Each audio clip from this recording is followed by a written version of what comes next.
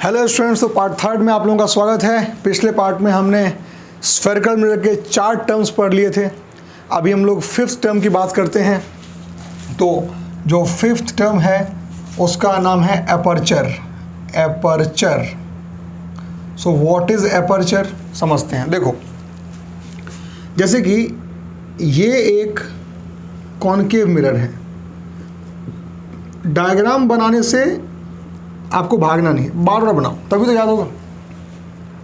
तो ये जो स्फेरिकल मिरर है, इस स्फेरिकल मिरर का रिफ्लेक्टिंग सरफेस कौन सा है? ये वाला है।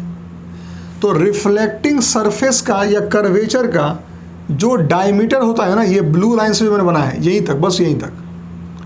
ये जो ब्लू लाइन बना हुआ है ना यहाँ तक, इसी को बोलते हैं एपर्चर। ठीक है, कई लोग इसको एपर्चर बोलते हैं, उनको समझाओ कि कर्वेचर होता है। ठीक है ना, एपर्चर होता है इस लंबे इस लाइन को बोलते हैं। नोट कर लेंगे। It is defined as the diameter of reflecting surface. क्या होता है ये? डायमीटर ऑफ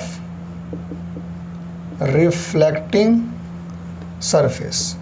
रिफ्लेक्टिंग सरफेस का जो डायमीटर होता है उसी को बोलते हैं aperture.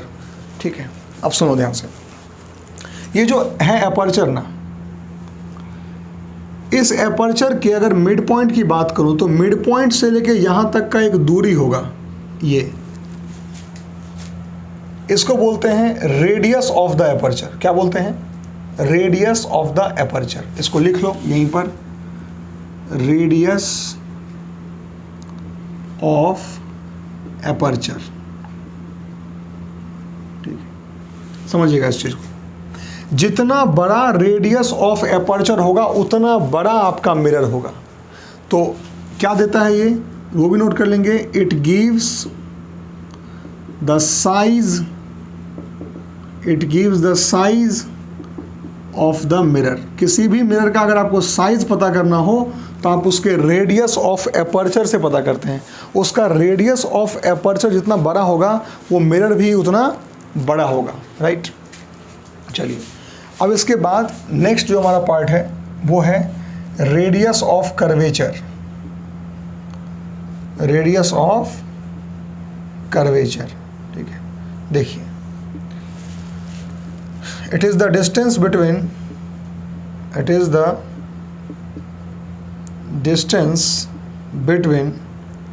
Centre of curvature and pole of a spherical mirror.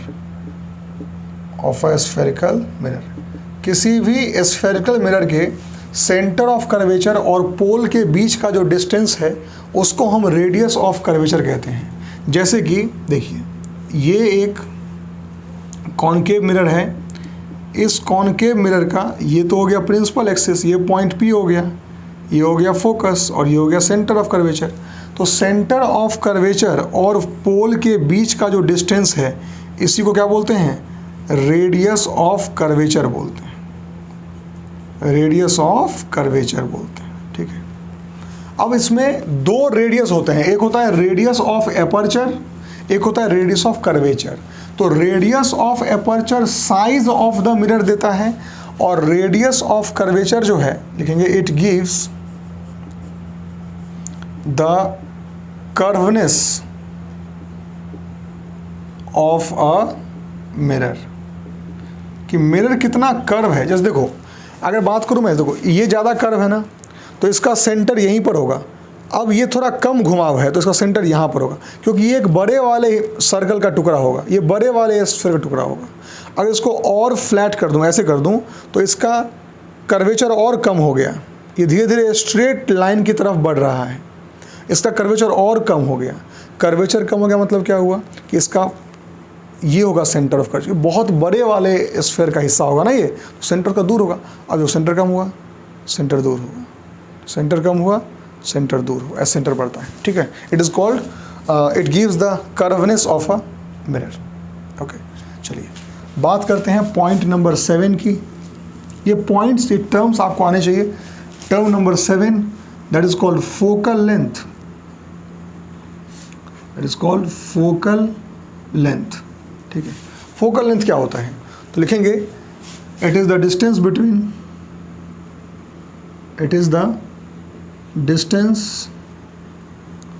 Between pole and focus of a spherical mirror.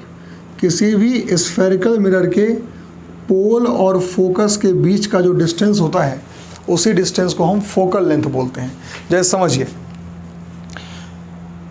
कि अगर यहाँ पर मैं एक कॉनकेव मिरर बना के देता हूँ आपको, कोटिंग बाहर से है, ये प्रिंसिपल एक्सिस हो गया। डायग्राम बार बार बनाओ, चाहो तो एक में सब बना लो, आपकी मर्जी है, जैसा सही लगे, बट सीख लो। देखो अभी क्या है, पोल और फोकस के बीच का जो डिस्टेंस है इसी को क्या बोलते हैं, फोकल लेंथ बोलते हैं। It is called focal length. ठीक है, चलिए अब देखो, रेडियस ऑफ कर्वेचर को हम लोग r से डिनोट करते हैं, फोकल लेंथ को हम लोग f से डिनोट करते हैं, स्मॉल f से। तो एक रिलेशन होता है, एक नोट बना लेंगे, और वो होता है relation between f and r। 12th class में इसका प्रूफ भी है, बट अभी आपको सिर्फ डेटा याद रखना होगा। देख के बता दो क्या लग रहा है, लगभग डबल है ना, डबल ही है। तो क्या बोलते हैं कि जो फोकल लेंथ होता है वो r/2 होता है, मतलब रेडियस ऑफ कर्वेचर का आधा होता है फोकल लेंथ। या ये भी कह सकते हो कि जो रेडियस ऑफ कर्वेचर होता है वो फोकल लेंथ का ट्वाइस होता है, दोनों एक ही बात है। ठीक है ना। तो अगर किसी भी स्फेरिकल मिरर का रेडियस ऑफ कर्वेचर 20 सेंटीमीटर है तो उसका फोकल लेंथ ऑटोमेटिकली कितना हो जाएगा, 10 सेंटीमीटर हो जाएगा। ये आप ऐसे ही याद कर लो। ठीक है, सिंपल सी बात है, ये आपको और पता होना चाहिए। ठीक है, आगे चलते हैं, नेक्स्ट सिखाता हूँ। देखो इसके बाद में 2 टर्म्स और हैं जो आपको आना चाहिए। टर्म नंबर 8 वो है ऑब्जेक्ट डिस्टेंस। क्या है, ऑब्जेक्ट डिस्टेंस। ठीक है, क्या होता है लिखेंगे, it is defined as the distance between the object and pole of a spherical mirror. वो तो पता ही है आपको। जैसे मान लो फिर से एक मिरर, ये पोल हो गया, और ऑफ कोर्स यहाँ फोकस होगा, यहाँ पे सेंटर ऑफ कर्वेचर होगा। We are not focused on that. मान लेते हैं कि यहाँ पर ऑब्जेक्ट है, तो इस ऑब्जेक्ट से लेकर जो पोल की दूरी है इसको बोलते हैं क्या हम लोग, ऑब्जेक्ट डिस्टेंस। सबके लिए इंडिविजुअल डायग्राम बनाओ।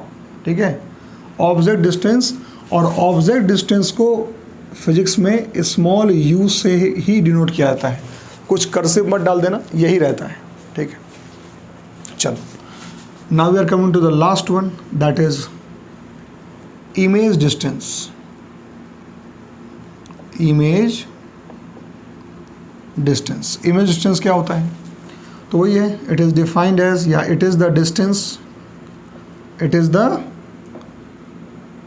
डिस्टेंस बिटवीन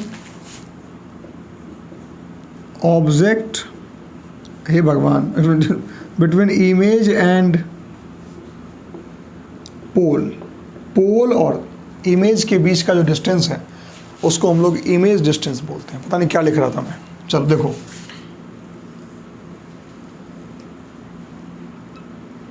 जो काम आपको पसंद हो ना उसके लिए आप कभी भी उसी पैशन के साथ आप खड़े उतर सकते हो। ठीक है, तो इमेज डिस्टेंस क्या होता है, देखो क्या होगा। जैसे मान लो कि ये पोल है और यहाँ पर आपने इमेज बनाया। अब बोला सर आप नीचे क्यों बना रहे हो, कहीं बना लो यार, इमेज तो ध्यान दो। ये इमेज है, इमेज, और ये था ऑब्जेक्ट। क्या था ये, ऑब्जेक्ट था। ठीक है, तो इमेज कितना दूर है आपके पोल से, इसको बोलते हैं इमेज डिस्टेंस। इस दूरी को बोलते हैं इमेज डिस्टेंस। इमेज कितना दूर है पोल से, और इसको डिनोट करते हैं v से। तो इसमें कई बच्चों को होता है कन्फ्यूज़न कि सर हम किस तरीके से ऑब्जेक्ट डिस्टेंस और इमेज डिस्टेंस को समझाएं। तो भाई देखो सिंपल है, ABCD में पहले क्या आता है, पहले U आता है ना, STUVWXYZ सुना होगा आपने। तो ABCD में पहले U आता है, तो इसीलिए पहले ऑब्जेक्ट आता है और फिर इमेज आता है ना। तो पहले U मतलब हो गया आपका ऑब्जेक्ट और फिर इमेज को V से लिखते हैं। पहले ऑब्जेक्ट पहुंचता है तब तो इमेज बनता है ना भाई। पहले आप आईने के सामने में जाओगे तब तो फोटो बनेगा, पहले फोटो बन जाता है कि वो आने वाले हैं, ऐसा नहीं होता है। तो पहले ऑब्जेक्ट पहुंचता है फिर इमेज बनता है। आई मीन स्पॉन्टेनियस होता है बट ऑब्जेक्ट पहले ही तो होता है यार। तो U is first, so U मतलब ऑब्जेक्ट और V मतलब इमेज, राइट। तो यहाँ तक हमने अभी पढ़ा है। इसके बाद इस चैप्टर का सबसे इम्पॉर्टेंट टॉपिक है, वो है रूल्स फॉर रे डायग्राम। नोट कर लेंगे, रूल्स फॉर रे डायग्राम। जो आप इमेज फॉर्मेशन करेंगे ना, उसके लिए आपको क्या है, रे डायग्राम्स बनाने पड़ेंगे। जो मैंने अभी बनाया था किसके लिए, फॉर प्लेन मिरर बनाया था ना, एक बनाया था। अभी आपको कॉनकेव और कॉन्वेक्स के लिए वो बनाना है। तो क्या बोलते हैं उसको हम लोग, रूल्स फॉर रे डायग्राम, उसको सीखते हैं, ठीक है। जिंदगी और कुछ भी नहीं, तेरी मेरी कहानी है, एक प्यार का नगमा है, मौजों की रवानी है, जिंदगी और कुछ भी नहीं, तेरी मेरी कहानी है। चलिए, रूल्स फॉर रे डायग्राम फॉर स्फेरिकल मिरर। धन्यवाद मेरा गाना झेलने के लिए, इतनी देर तक आपने झेला, इसके लिए आपका बहुत बहुत धन्यवाद। ओके, तो हम शुरू करते हैं रूल्स फॉर इट। तो 4 रूल होते हैं, 4 रूल अगर आपने मास्टर कर लिया ना तो रे डायग्राम ऐसे घूमेगा आपके सामने कि आप सोच नहीं सकते। सबसे पहला रूल क्या कहता है, ये कहता क्या है कि अगर कोई रे ऑफ लाइट इंसिडेंट है, कैसा, parallel to principal axis, incident कैसा है, पैरेलल टू प्रिंसिपल एक्सिस, तो देन रिफ्लेक्ट कैसा होगा, थ्रू फोकस। लैंग्वेज बना के लिखना है, लिख लो, मैं मना थोड़ी ना कर रहा हूँ, लेकिन यही है नियम। If a ray of light is incident through parallel to the principal axis, it will reflect through focus. Yes, समझो,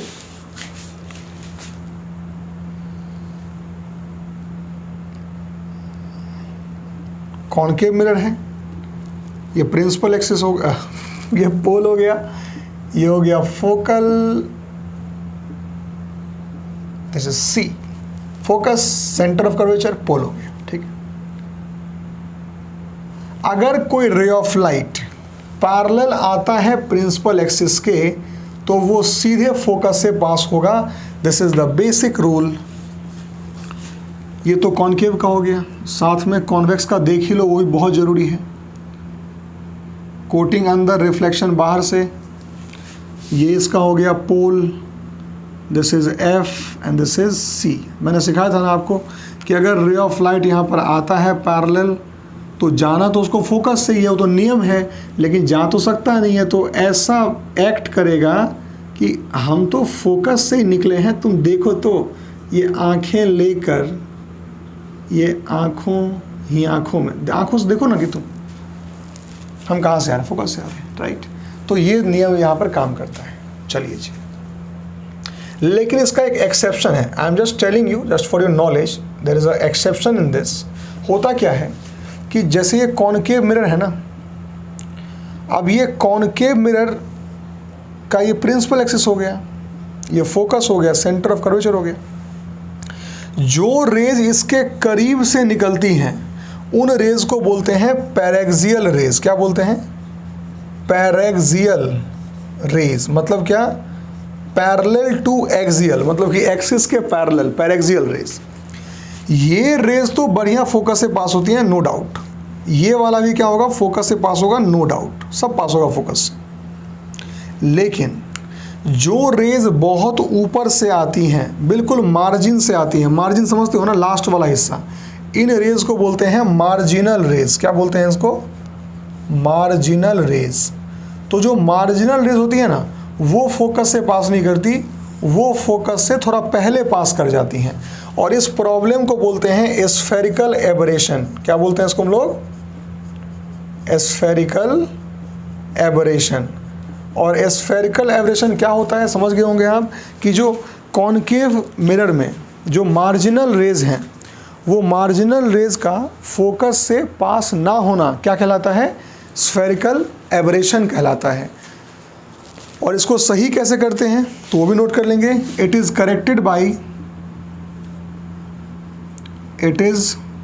corrected by using parabolic mirrors. इसको हम पैराबोलिक मिरर का इस्तेमाल करके सही कर लेते हैं। जैसे कि देखो, पैराबोला कुछ ऐसा होता है, आपने पढ़ा होगा मैथ्स में, तो कुछ इस तरीके के मिरर होते हैं, पैराबोलिक रिफ्लेक्टर्स कहते हैं इसको। तो पैराबोलिक मिरर का इस्तेमाल करने से जो है ये स्फेरिकल एबरेशन ख़त्म हो जाता है। तो ये आप नोट कर लेंगे, फिर मैं इसको हटा देता हूँ, ठीक, क्योंकि ये मैंने एक वैल्यू ऐड किया है एक्स्ट्रा, ठीक है। तो एक्सेप्शन मैं मिटा रहा हूँ, और फर्स्ट रूल अभी भी मेंटेन रहेगा। क्या कहते हो जी, राइट। तो आगे बात करें, लिखेंगे नेक्स्ट रूल नंबर, और वो जस्ट इसका उल्टा है, पहले वाले का जस्ट ऑपोजिट है, दूसरा रूल। ओके, तो देखिए अगला रूल क्या है। नेक्स्ट रूल ये कहता है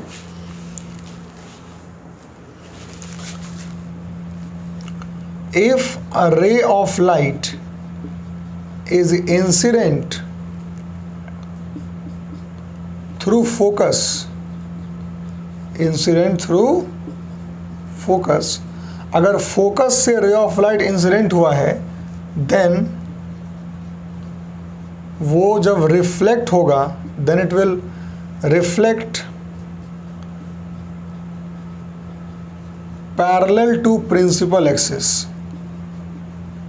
it will reflect parallel to principal axis. वो प्रिंसिपल एक्सिस के पैरेलल जाएगा, उल्टा ही तो है, देखो ना, इंसिडेंट हुआ पैरेलल टू प्रिंसिपल एक्सिस, तो रिफ्लेक्ट हुआ फोकस से। अब कह रहे हैं कि जब इंसिडेंट होगा फोकस से तो रिफ्लेक्ट होगा पैरेलल एक्सिस। इसमें क्या मुश्किल है बताओ, चेक कर, डायग्राम चेक कर ले, डायग्राम से ज़्यादा समझ में आएगा तुमको। तो बनाया डायग्राम मैंने, किसके लिए, आप लोगों के लिए, ठीक है। ओके, ये P हो गया, ये F हो गया, ये तो C हो गया रे। अगर रे ऑफ लाइट इंसिडेंट में कहाँ से किया, फोकस से। लो मेरे अंदर क्या, वो फिर से टोन आ रहा है मेरा अपना तो ये जैसे ही फोकस से मैंने रे को इंसिडेंट कराया, ये सीधे पैरेलल पास होगा प्रिंसिपल एक्सिस के, सीधा नियम। चलो उसका भी देख लो ना, वो बेचारा बैठा हुआ है। तो ये हो गया आपका क्या, ये कौन हो तुम भाई, कौन हो, बताओगे कौन हो तुम। ये बोलेगा हम तो कॉन्वेक्स मिरर है। तो ये हुआ इसका principal axis, this is P, this is F and this is C, है ना जी। तो अगर आपका रे कुछ ऐसा पहुंचा है, ना ना ना ना ना ना ना, फोकस पर आता हुआ आपको अगर दिखेगा, फोकस पर आता हुआ अगर आपको दिखेगा, तो पास तो यहीं से होगा, लेकिन पैरेलल पास होगा। फोकस पे आता दिख रहा था ना, तो फोकस पर आते हुए रेज के साथ जो व्यवहार किया जाता है, वही व्यवहार तो इसके साथ भी होगा, ठीक है। तो incident through focus, pass parallel to principal axis. We are coming to our third rule, and the third rule is very very important. सारे ही इंपॉर्टेंट है वो तो। थर्ड रूल क्या है कि if a ray of light is incident through centre of curvature, उसको C से लिखते हैं ना, अगर इंसिडेंट सेंटर ऑफ कर्वेचर से है तो रिफ्लेक्ट जो होगा, रिफ्लेक्टेड, देन देन रिफ्लेक्टेड भी थ्रू सी ही होगा भैया, रिफ्लेक्ट भी सी से ही होगा। इंसिडेंट सी से हुआ है ना, तो रिफ्लेक्ट भी सी से ही होगा। इसका मतलब ये हुआ कि अगर यहाँ पर मैंने एक कॉनकेव मिरर लिया है और ये हो गया pole, this is focus, this is centre of curvature, अगर रे आया है सी से तो जाएगा भी सी से ही। तो ये कैसे हो गया, तो उसको समझो। मान लेते हैं कि ये एक स्फेरिकल बन तो जा भाई, जब जब पता है ये आपको, जब जब मैं स्फेयर बनाने का सोचता हूँ ना, गलत बनता है, और रैंडमली बना दूंगा ना तो बढ़िया बन जाएगा। पता नहीं क्यों होता है ऐसा मेरे साथ, ठीक है, बट आई विल ट्राई। ये एक स्फेयर बनाया मैंने आपको। अगर सिर्फ आप इस मिरर की बात करो, अगर सिर्फ हम इस मिरर की बात करते हैं तो इसका सेंटर तो यही होगा ना, देखो ना सोच के। और अगर मैं इसके सेंटर से, अब इमेजिन करो, यहीं से ये करो, प्रिंसिपल एक्सिस ये हो गया, ठीक है। अब सेंटर से तुम रे को भेजोगे तो ये तो रेडियस हो गया ना भैया। अरे सेंटर से भैया तो रेडियस नहीं हो गया। अगर ये रेडियस हो गया तो इस सरफेस पर जो टेंजेंट बनाओगे, ये रहा tangent. Tangent is a line that touches a curve at a single point. अब अगर तुम यहाँ टेंजेंट बनाओगे तो देखो ना, इसके लिए नॉर्मल 90 डिग्री हुआ कि नहीं। अरे नॉर्मल पे आ रहा है तो जाएगा भी नॉर्मल से ही ना। यही कारण है कि सेंटर ऑफ कर्वेचर पे आता हुआ यहीं से टॉर्च जलाया तो 90 का टक टक टक हो गया। इसीलिए सेंटर ऑफ कर्वेचर से जब रेज आता है तो सेंटर ऑफ कर्वेचर से ही लौट जाता है, ठीक है। और इसी चीज़ को हम लोग ज़रा जो है कॉन्वेक्स के लिए भी देख लेते हैं ना।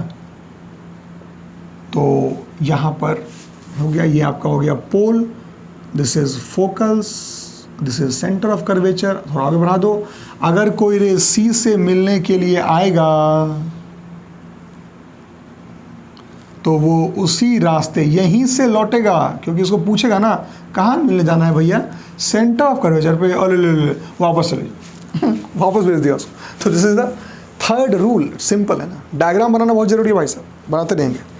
चलिए नंबर 4 क्या होता है समझिए। If a ray of light is incident, if a ray of light is incident at pole, direct अगर पोलवे पे डायरेक्ट आ गया, वो डायरेक्ट पोल पे आ गया, तो reflect then reflected by making same angle, by making reflect by making same angle such that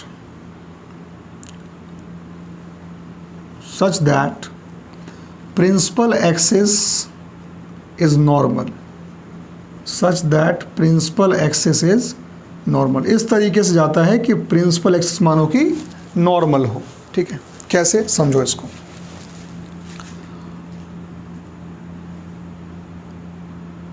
ये हो गया,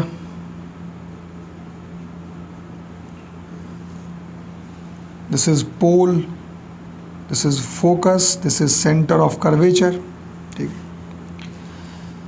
रे डायरेक्ट पोल पे आ गया भैया, डायरेक्ट पोल पे आ गया तो जितना एंगल पे आया उतना ही एंगल पे सीधे चला भी जाएगा। कितना सिंपल नियम है यार, बताओ ना। चलो एक और देखो, इसी का ना कॉन्वेक्स के लिए भी देख लो ना इसको। तो ये हो गया पोल, ये हो गया एफ, और ये क्या हो गया, सी हो गया। अब रे यहाँ से डायरेक्ट पी पे आया तो उतना ही एंगल बना के चला भी गया, सिंपल है। सो ये 4 रूल्स हैं जो अगर आपको मालूम है तो आपके लिए बहुत इजी हो जाता है किसी भी रे डायग्राम को समझना। मैं फिर से रिवाइज करा देता हूँ। अगर इंसिडेंट होगा पैरेलल प्रिंसिपल एक्सिस के तो पास होगा फोकस से। दूसरा, अगर फोकस से इंसिडेंट हुआ है तो रिफ्लेक्ट होगा प्रिंसिपल एक्सिस के पैरेलल। तीसरा, अगर सेंटर ऑफ कर्वेचर से इंसिडेंट हुआ है तो सेंटर ऑफ कर्वेचर से ही पास होगा, क्योंकि ये एक रेडियस के अलॉन्ग आने की बात हो गई। और लास्ट है, अगर इंसिडेंट होगा पोल पर तो पास भी पोल उसी एंगल से होगा, इस तरीके से कि जो आपका प्रिंसिपल एक्सिस है वो नॉर्मल की तरह बिहेव कर रहा हो। तो आप यहाँ तक नोट कर लीजिए। इसके अगले पार्ट में हम लोग कॉनकेव मिरर के द्वारा और कॉन्वेक्स मिरर के द्वारा बने हुए रे डायग्राम्स को डिस्कस करेंगे और साथ ही साथ उन दोनों मिरर्स के यूजेस के बारे में बात करेंगे। Thank you so much.